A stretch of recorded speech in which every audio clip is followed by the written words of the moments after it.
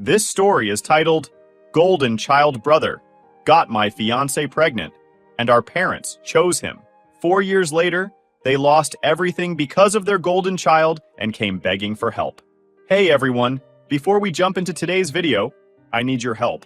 We've noticed the channel is losing some traction, and subscribing is one of the best ways you can support us. It's quick, free, and it helps us keep bringing you awesome content. Your support means the world. Let's keep this channel growing together. Thanks so much. Now let's start the video. Hey Reddit, I never thought I'd be the type of person to share my personal life on here, but I'm at a breaking point and I need to get this off my chest. I've always known that my brother Kyle, 20 male, was the golden child. Even when we were little kids, it was obvious. My parents, especially my mom, always treated him differently. If he cried because his tower of blocks fell over, Mom would sit with him for an hour, hugging him and telling him he was sensitive and needed extra care. Me? I'd be told to stop being a baby and clean up my mess. I learned early on that the rules were different for him and me. Kyle was always special in their eyes. Mom said it was because he was sensitive, and Dad had all these dreams of Kyle becoming a doctor. For my dad, I think it was about living vicariously through him. Dad had always wanted to be a doctor, but never made it through college. Kyle was his second shot at that dream. Meanwhile, I was just Michael. I wasn't special or sensitive. I was the kid who got good grades, stayed out of trouble, and didn't ask for much. I didn't need hand-holding like Kyle, so I got ignored. It didn't really hit me how deep it ran until high school. When I got a full scholarship to study computer science, I thought, finally, this will be something they're proud of. I mean, who wouldn't be happy about their kid earning a full ride to college, right? When I told my parents, I still remember the exact scene. I was standing in the kitchen, holding the letter. My mom glanced at it, nodded, and said, "That's nice, honey. Can you help Kyle with his med school applications later?" That was it. That was the extent of the praise I got for working my ass off to earn a scholarship. Kyle, meanwhile, was in high school too, barely pulling C's in biology, but you would have thought he'd cured cancer the way my mom hyped him up. It wasn't just academics, though. Everything in my life felt smaller compared to Kyle's. For example, when I started dating Ashley in senior year, I was head over heels. She was my first serious relationship, and she was amazing. Ashley was the kind of person who made you feel at ease just by being around her. She worked at a salon part-time while finishing high school, and even back then, she had this focus on saving for the future. She was practical, smart, and cared about me a lot. But my parents? They didn't care. They didn't want to meet her. When Thanksgiving rolled around that year, I asked if Ashley could join us. Mom literally said, "It's just high school puppy love. Don't make it a big deal." That hurt. I wanted my parents to know her, to see what I saw. But no, Ashley wasn't important enough. Kyle, though, every single one of his girlfriends was treated like royalty. They were always at family dinners, getting slices of homemade pie, and my parents would gush over them like they were already daughters-in-law. I remember sitting at the dinner table one night, listening to Mom ask Kyle's girlfriend about her dreams and career plans. I was just sitting there thinking, where was this enthusiasm for Ashley? Still, Ashley and I made it work. I went to college on my scholarship while she stayed behind, working at the salon and saving money. We did long distance for 2 years. Weekend video calls, visits when I could make them work. We held on to each other. It wasn't easy, but we were building something. When I proposed to Ashley last summer, it felt like everything had been worth it. We were in this little park near her apartment, and I'd saved up to buy her a simple but beautiful ring. She cried when I asked, and we both laughed through tears because we were so damn happy. For the first time, I felt like my life was finally moving forward. To my surprise, my parents actually seemed to accept Ashley after I proposed. It was like a switch flipped in my mom's head. Suddenly, Ashley was part of the family. My mom even started asking her about wedding plans and what kind of dress she wanted. At the time, I thought this was a sign that my parents were coming around, that maybe they were finally starting to see me. Not just Kyle. I should have known better. Thanksgiving came around again. And this time, I went home excited. I had plans to tell my family about the wedding and start talking about the future. Maybe even show them how well I was doing at school and with my internship. It felt like things were finally starting to align for me. Then, I got the text. It was from Ashley, out of nowhere. "Need to talk. Starbucks. Urgent." I had this sinking feeling in my gut, but I tried to shake it off. I figured maybe she was just stressed about the wedding. When I walked into that Starbucks, I'll never forget how she looked. Ashley was sitting at a little corner table, holding a coffee cup with both hands like it was the only thing keeping her grounded. She wouldn't look up at me. I sat down, and before I could even ask what was wrong, she blurted it out. "I'm pregnant. It's Kyle's." Those words hit me like a punch to the chest. I felt like I couldn't breathe. For a second, I thought I must have misheard her. I actually asked her to repeat it, hoping I'd heard it wrong. But no, she said it again. She started crying, trying to explain. She said it happened over the summer, when Kyle kept showing up at her salon. He'd talk about how far away I was, how lonely she must have been. She said she didn't even know how it started, but it just happened. She kept apologizing, saying she didn't mean for it to go that far. I didn't yell. I didn't get angry. I just sat there, staring at her. After a minute, I stood up, grabbed my keys, and walked out. I didn't say anything to her. I just left. I don't remember much of the drive back home after Ashley dropped that bomb at Starbucks. It felt like my brain had disconnected from the rest of my body. The radio was playing something, probably one of those overplayed pop songs, but it was just noise. I didn't cry. I didn't yell. I just felt hollow. By the time I got to my parents' house, it was dark outside. I parked in the driveway and sat there for a moment, staring at the porch light. It felt surreal, like I was about to walk into a dream where nothing made sense. I wasn't sure if I was even ready to face Kyle or my parents, but I needed answers. The second I walked into the house, I saw him. Kyle was sitting on the couch, head down, shoulders slouched. That was his signature move, head down like a kid who got caught stealing cookies. My mom was hovering around him, patting his back and handing him tissues. She wasn't crying, but she looked worried, like Kyle was the victim here. My dad was standing near the window, arms crossed, not saying a word. He looked like he was avoiding the whole thing. The tension in the room was suffocating. It felt like everyone had been waiting for me to show up, like I was the last piece of a very messed up puzzle. "What the hell is going on?" I said. My voice came out quieter than I wanted it to, but it still cut through the silence. My mom was the first to speak. "Michael, let's sit down and talk about this calmly." Calmly. That word set me off immediately. I didn't want calm. I wanted the truth. I wanted to know how my fiancée, the woman I'd planned a life with, ended up pregnant with my brother's kid. "Don't tell me to be calm," I snapped. I looked straight at Kyle. "You're the one who should be talking. Say something." Kyle didn't look up. He just mumbled something into his chest. "What?" I said, louder this time. "Speak up." My mom jumped in like she was his lawyer. "He's taking responsibility for his actions, Michael. This is a big step for him. He's going to be a father." I couldn't believe what I was hearing. A big step? Like this was some achievement I was supposed to congratulate him for? I laughed, but it wasn't the funny kind of laugh. It was bitter. A father? He can't even pass a basic biology class, and now you think he's ready to be a parent? I said, looking at my dad. He was still staring out the window like none of this concerned him. "You have nothing to say, Dad?" My dad turned to me finally, sighing like I was the problem here. "They're young. Mistakes happen, Michael. If you really love Ashley, you need to let her go. They're having a baby." "Let her go?" I repeated. I could feel anger boiling up inside me. "That's your solution? Your son sleeps with my fiancée and I'm supposed to just hand her over to him like it's no big deal?" "Don't talk like that," my mom snapped. "This is a blessing, Michael. It's a sign." "A sign of what?" I interrupted her. "That your precious son can't take responsibility for anything? That I'm just supposed to keep rolling over and taking it?" Mom's face turned stern. "Kyle made a mistake, but he's doing the right thing now. He's stepping up, and we need to support him as a family." As a family. That phrase broke something in me. I realized in that moment that I wasn't part of their family. Not really. I was just the backup kid. The one who did everything right but never mattered as much as Kyle.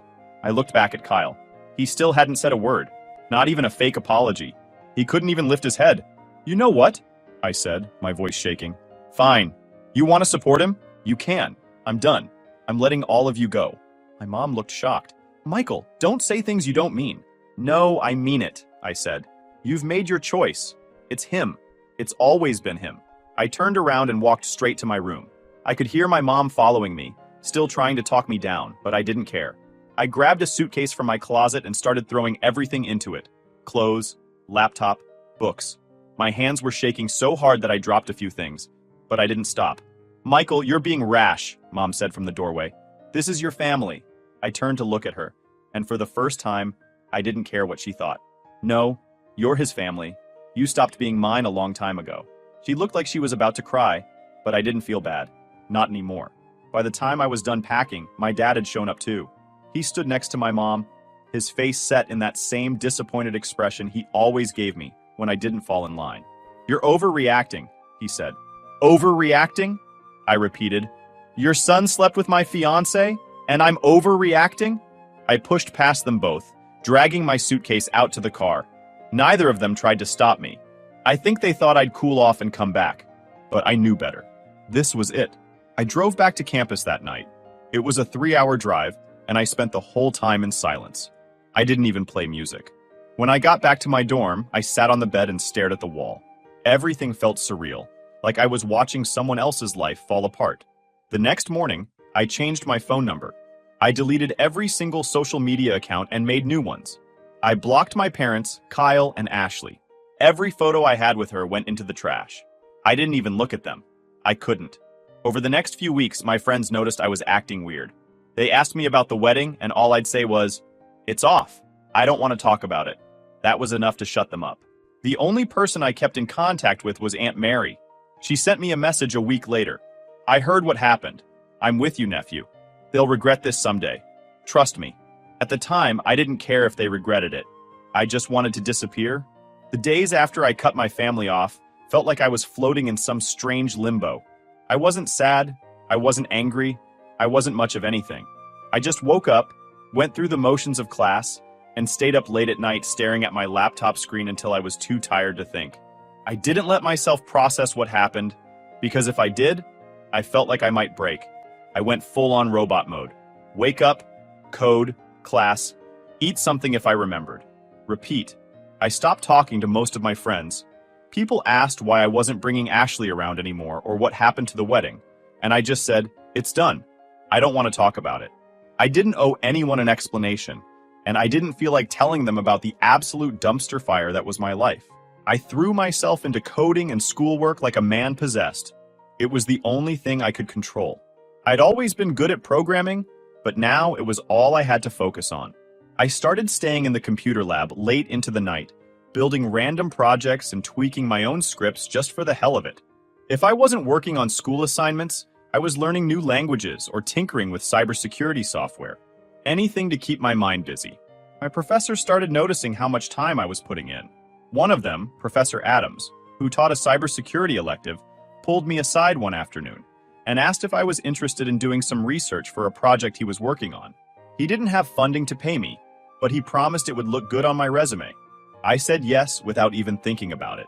I didn't care about the resume boost. I just needed something to do. Working with Professor Adams turned out to be the best thing that could have happened to me. He was a no-nonsense guy with a dry sense of humor, but he really knew his stuff. I spent every spare second in his office or the lab, learning about penetration testing, vulnerability scans, and encryption algorithms. For the first time in months, I felt like I was building something real, something that couldn't just be taken away from me. While I was burying myself in work, life back home was falling apart.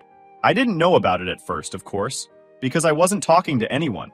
But then Aunt Mary started reaching out.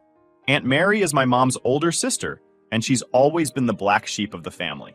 She never really got along with my mom, but she always liked me. I think she saw how my parents treated Kyle and couldn't stand it. Anyway, she was the only person I didn't block, and every now and then she'd send me a text or an email to check in. About 6 months after I cut everyone off, she sent me a message. Kyle flunked out of med school. Thought you should know. I stared at my phone for a long time after I read that. I don't know what I expected to feel, maybe satisfaction or vindication, but all I felt was numb. Of course he flunked out. He could barely handle high school biology, let alone med school. I put my phone down and went back to coding.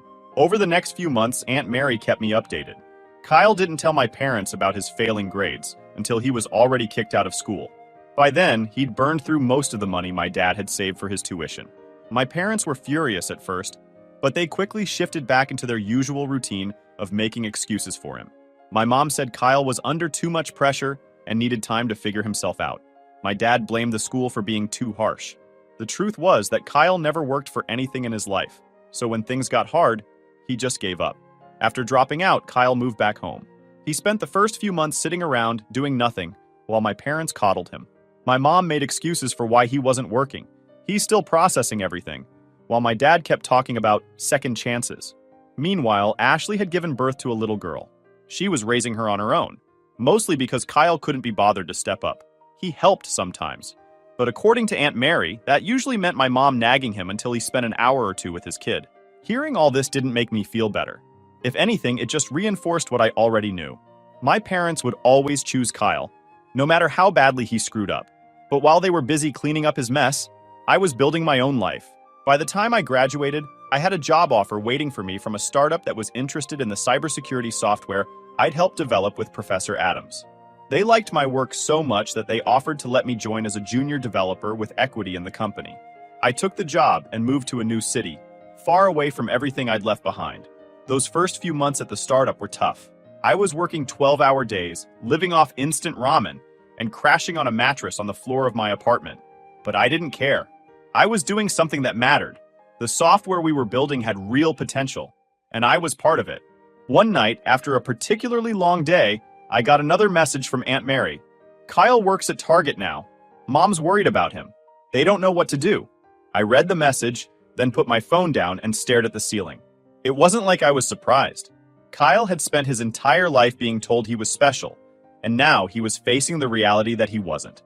I knew it wasn't my problem, but it still left me feeling weird. Not sad, exactly.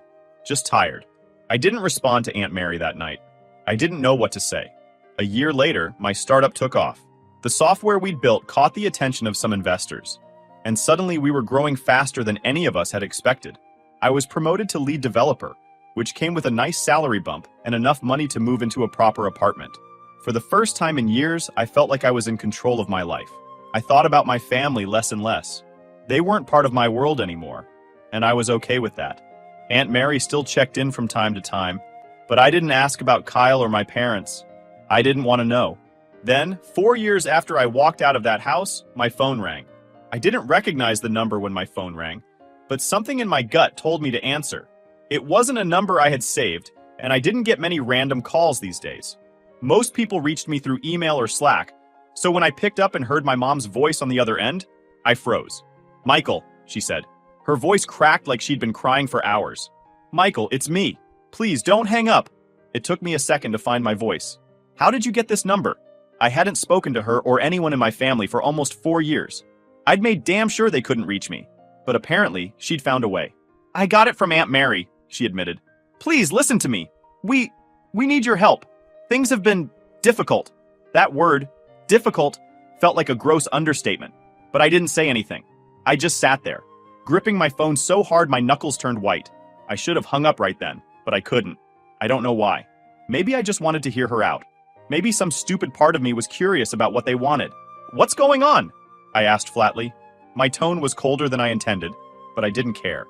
Mom let out a shaky breath, and her words came tumbling out like she couldn't hold them back anymore. "We're in trouble, Michael. Your father's health isn't good.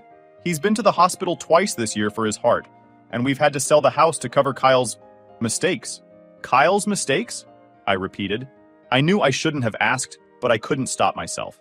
She hesitated for a moment, then blurted it all out. Apparently, Kyle had borrowed $40,000 for some business opportunity that a friend pitched him. Mom didn't say what it was, probably because she didn't know or didn't want to admit how stupid it sounded. But it failed within a month, completely wiped out. When Kyle couldn't pay back the loan, my parents stepped in, dipping into their retirement savings to try and bail him out. That, combined with some of Dad's medical bills, forced them to sell the house. They moved into a small 2-bedroom apartment on the edge of town. And of course, Kyle moved with them. Where else would he go? "Michael, we don't have anything left," Mom said. Her voice was thin, like she was trying to hold back sobs. "Kyle is trying. He's been looking for work, but..." "Looking for work?" I interrupted, the anger bubbling to the surface. "Mom, Kyle is 24 years old. He's a grown man. Why are you still cleaning up his messes?" "Because we're his parents," she snapped. Like that explained everything. Then she softened again. "Michael, we need you. We need your help." I felt my chest tighten, but I kept my voice steady. "Why should I help you?" I asked. "You made it very clear 4 years ago where I stood in this family." "That's not fair," she said quickly. "We didn't know what to do back then. Kyle made a mistake, but he's trying now." "Trying? You mean he's still living off you?" I said. "Like he always has." There was a long silence on the other end of the line. I could hear her breathing, shaky and uneven. "Please, Michael," she said finally. "Your father's health is bad, and I don't know what we'll do. We have nothing left." I closed my eyes and took a deep breath. For a second, I imagined what they must look like now. Dad, gray and hunched over, staring out the window of some cramped apartment. Mom pacing the room, wringing her hands. Kyle sitting on the couch with his head down, just like that night 4 years ago. It was almost too easy to picture, but I didn't feel bad for them. Not really. I felt tired. Like this was the natural conclusion to the choices they'd made. You chose him, I said quietly. You had a choice, and you chose Kyle. Now you're living with it. Michael! I cut her off. I have nothing to give you. Goodbye, Mom. I hung up the phone before she could say another word. My hands were shaking as I set it down on the kitchen table. I stared at it for a long time, half expecting her to call back, but she didn't. Expe. That night, I couldn't sleep. I sat on my couch in the dark, replaying the conversation in my head over and over. I told myself I didn't care. I told myself they were just reaping what they'd sown. But no matter how many times I tried to convince myself, I couldn't shake this feeling of emptiness. It wasn't guilt. I didn't feel sorry for them. But hearing my mom's voice, hearing how desperate she sounded, it stirred something in me that I didn't want to deal with. The next day, I called Aunt Mary. Figured you'd call me after that, she said. I could hear her sipping coffee on the other end of the line. Your mom said she was going to reach out. She got my number from you? I asked, trying to sound annoyed but failing. Relax, kid, Aunt Mary said. I didn't give it to her. She must have dug it up some other way. You know your mom, she doesn't give up easily. I sighed and rubbed my face. How bad is it, Aunt Mary? Really? She let out a slow breath. It's bad, Michael. Your dad's heart isn't what it used to be, and they're flat broke. Kyle? Well, you know Kyle. He's still waiting for life to hand him something on a silver platter. Your parents are barely scraping by, and your mom doesn't know how to deal with any of it. She shouldn't have to deal with it, I said bitterly. Kyle should. Yeah, well, Aunt Mary said. Some people never grow up. We talked for a little while longer, and when I hung up, I felt drained. Aunt Mary never sugarcoated anything, and I appreciated that. But hearing about the mess my parents had gotten themselves into just made me feel more distant from them. I'd spent the last 4 years building a life for myself, a life they had nothing to do with, and now they wanted me to come back and fix everything. I wasn't going to do it. I couldn't. Over the next few weeks, I threw myself into work even harder than before. My company was growing, and we were rolling out a big update to our software, so I had plenty to keep me distracted. I told myself I was fine. My parents weren't my responsibility, and I didn't owe them anything. But late at night, when the apartment was quiet and my mind had nowhere to go, I kept hearing my mom's voice. We need your help. It didn't take long for Aunt Mary to fill in the gaps my mom hadn't told me. After that phone call, I'd text her every now and then. Not because I wanted to hear about them, but because curiosity has a funny way of gnawing at you when you try to ignore it. I guess I wanted to know how bad things had gotten, like peeking at a car wreck on the side of the road. A week after the call, Aunt Mary sent me an email. Thought you should know your parents sold their car. Kyle needed a new investment opportunity. God knows what for. Your mom cried for hours after they let it go. I read that line over my morning coffee and shook my head. I shouldn't have been surprised. Selling their car? That sounded like the kind of thing my parents would do, bending over backward to enable Kyle for the millionth time. The golden child could do no wrong, even when he was running them into the ground. Aunt Mary told me more as the weeks passed. Kyle had tried to jump into another business venture. Apparently, some old friend of his convinced him that he could make thousands selling refurbished electronics online. It didn't pan out. Of course it didn't. Kyle didn't know the first thing about running a business. And within a month, the whole thing tanked. Not before he'd begged my parents to help him invest in it, though. This time, they didn't have money to bail him out. Not after selling their car and already losing their house. Aunt Mary told me Kyle threw a tantrum when they said no, like a kid who'd been denied candy at the store. My mom, though, she still tried to console him, saying, "We'll figure it out, sweetie. Don't worry." It would have been almost funny if it wasn't so pathetic. Meanwhile, I kept moving forward. My company was in its best year yet. The software we developed was getting a lot of attention, and I was starting to travel to meet with investors and business partners. I bought a new car, upgraded to a bigger apartment. My life was finally starting to feel like my life, something I'd built from the ground up, without my family's involvement or approval. I didn't tell anyone at work about my family. To them, I was just another guy who'd worked hard and gotten lucky, and maybe that's what I was. One day, about 3 months after that phone call, Aunt Mary sent me another email. This one hit harder than the others. Your dad had another hospital visit. Hard again. He's stable, but it scared your mom half to death. She won't say it out loud, but I think she knows she's out of options. I sat there, staring at my phone for a long time after I read it. My dad had always been the kind of man who looked invincible when I was a kid. Even when he wasn't particularly warm or affectionate, there was a steadiness to him. The idea of him being sick, frail even, felt strange to me. But I didn't reach out. I couldn't. About a month later, Aunt Mary called.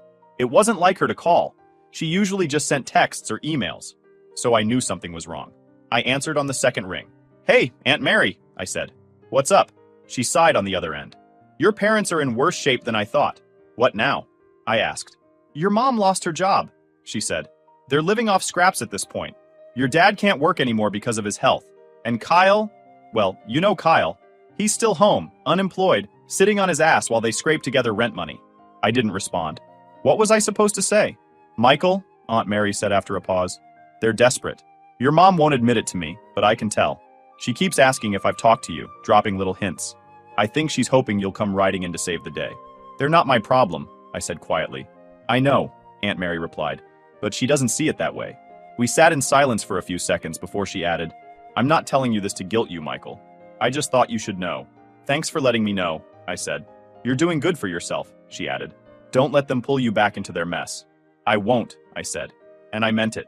It was around this time that I got curious enough to look Kyle up online. I hadn't checked on him in years. Blocked accounts, no mutual friends, nothing.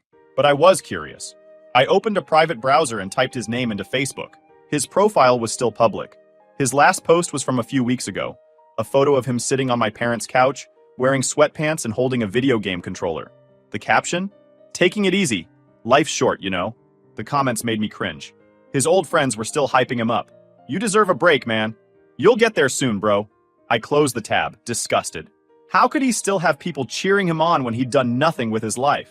Meanwhile, my parents were sacrificing everything just to keep him afloat. I thought about sending Aunt Mary a screenshot, but I didn't. There was no point. A few months later, the company I worked for closed a major deal. The payout I received as part of my equity share was enough to set me up for years. I celebrated with some coworkers, had a nice dinner, and then went home to my quiet apartment. I sat on my couch that night, thinking about how far I'd come. I had everything I'd worked for: freedom, stability, a career I was proud of. But no matter how far I got, part of me still carried the weight of my family. I didn't miss them exactly. I missed the idea of a family that would have been proud of me, supported me, and chosen me when it mattered. But that wasn't the family I had. That night, I wrote Aunt Mary a message. "Thanks for everything you've done for me these past few years. I don't know where I'd be without your support. I hope you're doing okay. Let me know if you ever need anything." She replied almost immediately, "Proud of you, Michael. Keep building your life. I'll be okay." Hurricane Osiro. At some point, you have to stop looking back. You have to let go of the idea that things could have been different. My parents made their choices. Kyle made his. And I made mine. I didn't owe them anything. It had been almost 5 years since I walked away from my family. But sometimes it still felt like yesterday. The mess, the betrayal, the night I packed my things and left. Those memories stuck with me. Not because I hadn't healed, but because those moments shaped who I became. By now, my life looked nothing like it had back then. My company had grown far beyond what I ever imagined. We weren't a scrappy startup anymore. We were a real player in cybersecurity. I was in a position where I could do whatever I wanted with my time. I traveled when I felt like it, invested in new projects, and worked on ideas I cared about. My house, a sleek, quiet space I bought a year ago, felt like a sanctuary. I didn't need much to be happy. Peace and stability were enough. But no matter how good my life got, there were still moments where my past tried to catch up with me. One of those moments came on a random Thursday evening. I was finishing up work for the day when I got a message request on Facebook. I didn't use Facebook much anymore, but I checked out of habit. The message was from Kyle. I stared at the screen for a long time, debating whether I even wanted to open it. Part of me said to ignore it, just delete it and move on. But curiosity got the better of me, and I clicked on it. His message was short. "Hey, I know you probably don't want to hear from me, but I'm trying to fix things. I messed up and I'm sorry for everything. Mom and Dad aren't doing well. Just thought you should know." I stared at the words for a long time. "I'm sorry for everything." That's what he said. After all these years, that's what he led with. An apology that was probably 5 years too late. I didn't reply. I couldn't. That night, I lay in bed thinking about my brother. Kyle was always the person I resented most. Not because of what he did with Ashley, but because of everything else. The way my parents raised him, The way they handed him everything on a silver platter. The way he took and took and took without ever giving anything back. It wasn't just Kyle who let me down. It was my parents too. They'd built him into the person he became, and now they were paying for it. But that wasn't my problem anymore. The next morning, Aunt Mary called. She didn't usually call unless it was serious, so I answered right away. "Michael, it's your dad," she said. Her voice was softer than usual, like she was bracing herself for my reaction. "He had another heart episode. It's bad this time. They don't think he's going to recover." I sat down at my kitchen table, the words sinking in. I didn't know what to say. "Your mom's a mess," Aunt Mary continued. "She's not handling it well, and Kyle, well, you know Kyle." I nodded, even though she couldn't see me. "What does she want me to do?" "She hasn't said anything," Aunt Mary replied. "But you know her. I think she's hoping you'll show up, that you'll be there." For a moment, I thought about it. I thought about going back, sitting at my dad's bedside, seeing my mom, seeing Kyle. Maybe they'd all look at me differently this time. Maybe they'd regret how they'd treated me. But then I realized that wasn't what I wanted. I wasn't looking for closure. I wasn't looking for them to apologize. I'd made my peace a long time ago. "I'm sorry to hear about Dad," I said finally. "But I'm not coming back, Aunt Mary. I can't." She didn't try to argue with me. "I figured as much," she said. "You've done what you needed to do, Michael. Don't feel guilty for it." "I don't," I replied. And it was the truth. My father passed away a week later. Aunt Mary sent me an email to let me know. She told me there was a small funeral, mostly family, and a handful of neighbors. Kyle was there, of course, standing next to my mom like nothing had changed. I didn't go. I thought about it. But in the end, I decided that showing up would do more harm than good. I had nothing to say to them, and I didn't want to pretend otherwise. My father was gone, and whatever I could have said to him had been left unsaid years ago. Instead, I spent that day working in my office, finishing a new project I'd been chipping away at. I didn't tell anyone what had happened. To my coworkers, it was just another day. And honestly, I liked it that way. Expe. A few months later, I heard from Aunt Mary again. This time, it was about my mom. "She's not doing great, Michael," she told me over the phone. "Losing your dad hit her hard. And Kyle, well, Kyle is still Kyle. He's living with her, but he's not helping. She's struggling to keep up with the bills." I took a deep breath, letting her words sink in. "And what does she want me to do?" "She hasn't asked for anything," Aunt Mary said quickly. "I'm just telling you because I thought you should know. You don't owe her anything, Michael. You've already given enough." I appreciated that about Aunt Mary. She never tried to guilt me or push me to do something I didn't want to do. She just told me the truth and let me decide what to do with it. "I'll think about it," I said, even though I already knew what my answer was. Yorbi. In the end, I never reached out to my mom. I thought about it a few times, especially after Aunt Mary's updates. But every time I did, I remembered how things had been. I remembered how I felt sitting in that living room while my parents defended Kyle. I remembered how they looked at me like I was the problem. Some people say family is everything, but I don't believe that. Family is only everything if they treat you like you matter. If they don't, then you're allowed to walk away. You're allowed to put yourself first. That's what I did.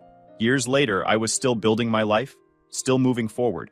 I had a home, a career, and friends who felt more like family than my blood ever had. I didn't hate my parents or Kyle anymore. I didn't feel angry or bitter. If anything, I felt free. Sometimes freedom doesn't come from winning. It comes from walking away.